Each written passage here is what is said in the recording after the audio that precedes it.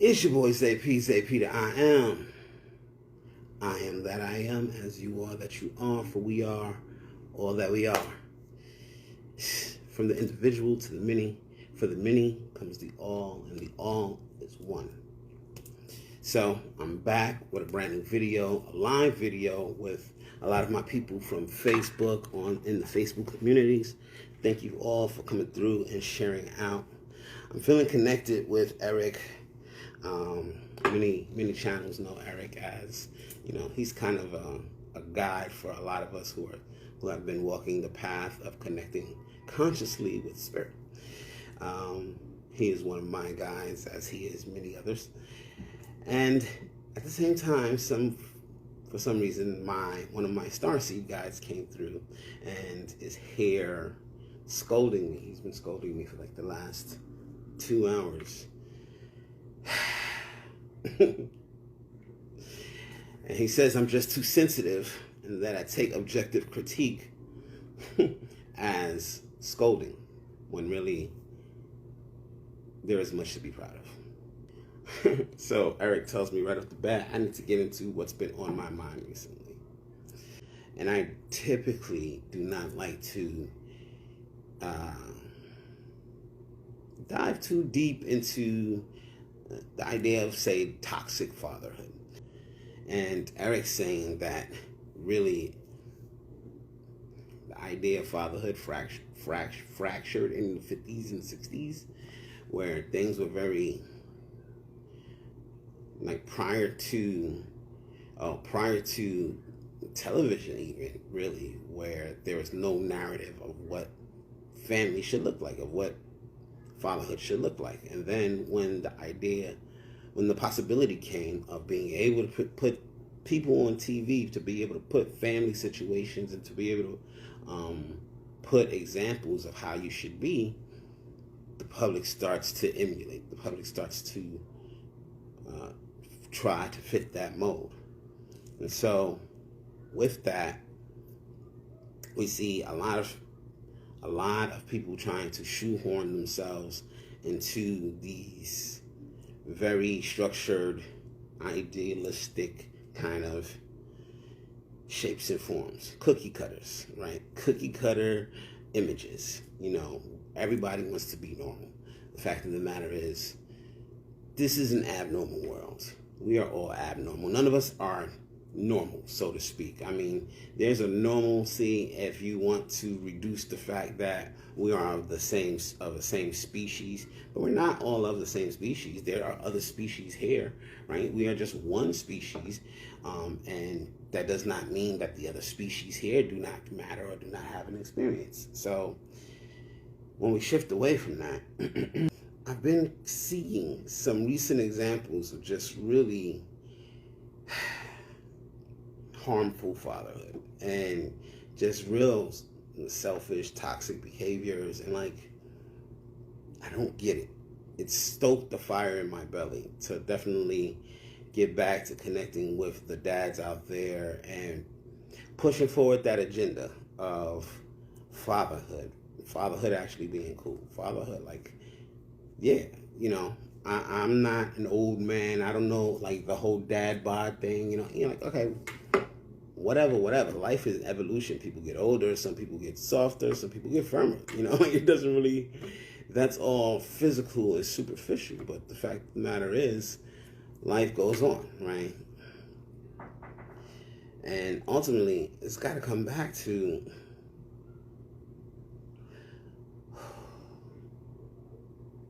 what are we doing with ourselves?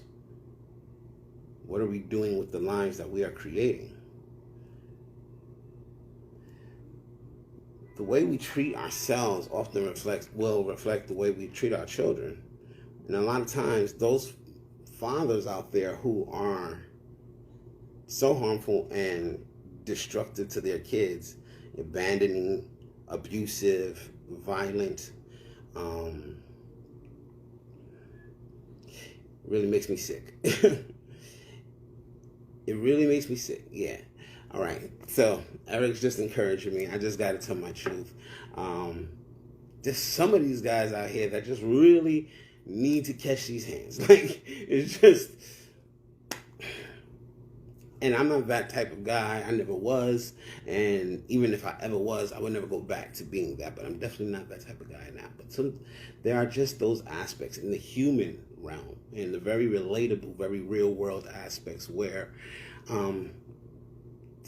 not only do the examples that we set for our children affect our children, affect our future, but the harm we put out in the world is our karma.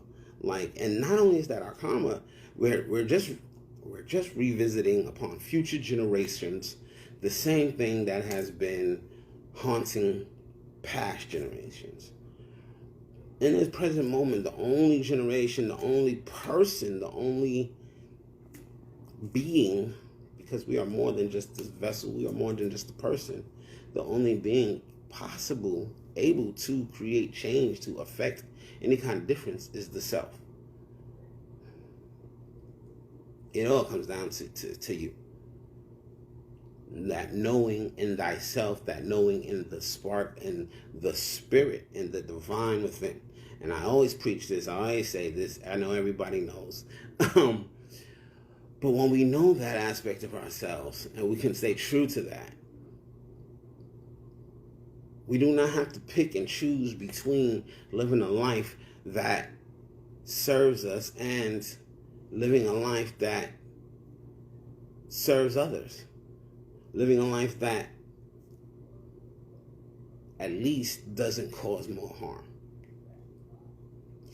So when I see these fathers, and it's sad, it disgusts me. In one level, it disgusts me.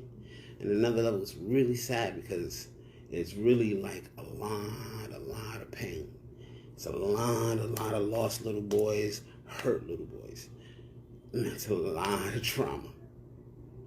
And that's the thing, our culture has gotten to the point where it creates trauma. And it's not just in fatherhood. This runs in motherhood. This runs in our public school system. This runs in healthcare.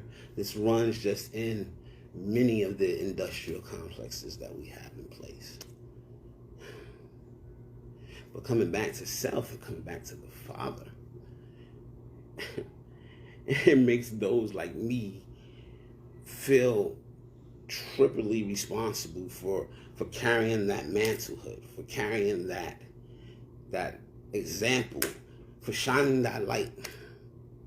And so this is something that we do as light workers, right? As light warriors, as everybody who likes to play with the term light. But we also do so much more than that. I know I do so much more than that. We work in the shadows. We work with the dark. We have to transmute the dark. The light cannot be afraid of the dark.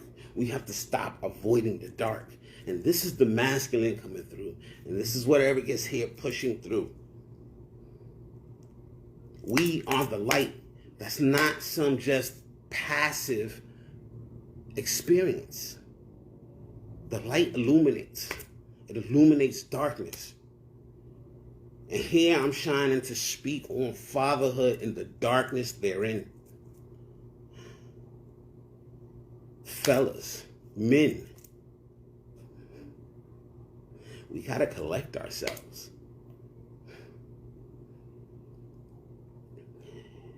Erase just these preconceived notions of just protect and provide. Redefine the idea of father. Redefine it to work around you. Redefine it to fit who you are. You could be the most inane, just hot-tempered, violent person. Instead of beating on your sons, teach them to box. Get yourself into kickboxing. Learn some discipline. Discipline, mastery of self. Now you don't have to use I have a hot head as an excuse for beating on your woman. We have to start becoming responsible for ourselves. Enough of the talk about we light workers and we want to be passive, or we want to just ignore the dark. We want to speak safely from across the room. Yes, be safe, be mindful. Nobody's saying interject yourself in dangerous situations. But speak your truth. Let it be known. If you don't know, be open to learning. Recognize when you may not know. Stop attaching, stop holding so firm to what you believe is right and wrong, and become malleable, become understanding that things can mold, things can shift, things can meander. There is a fabric to life. There's a fabric to all experience. There's a fluidity. And there's some who out there who will even say everything in essence is water. And I know from personal experience, we are all but drops in the ocean. You're a drop. She's a drop. He's a drop. And as the ocean, as drops in the ocean, we're not just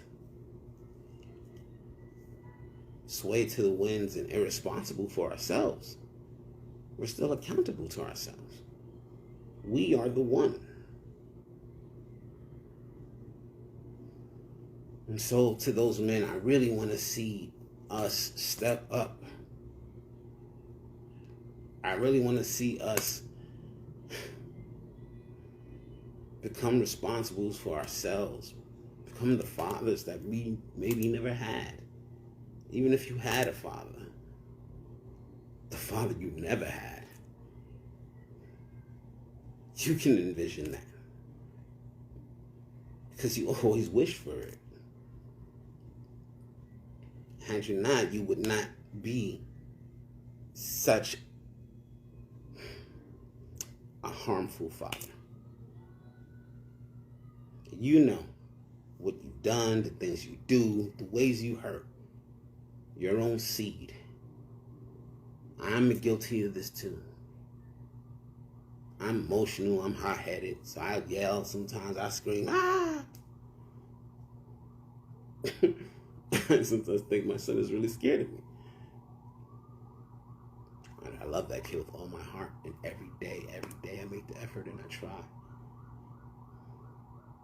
And even in my worst moments, my better self always arises because I have discipline, because I have self-mastery, because I know myself. I know thyself.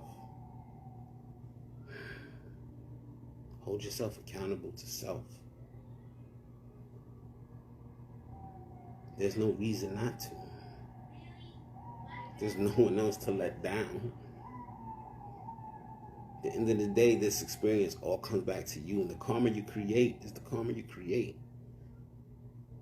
But the thing is, karma is not an external experience. That shit's internal. You just feed the beast, you feed that monster, that you continue to work up those cycles.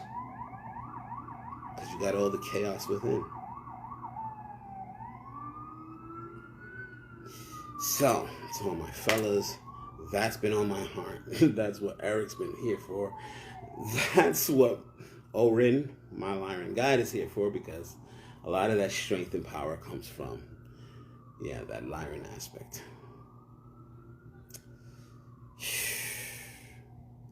So I'm going to unplug a bit, reconnect with the people, and read some comments.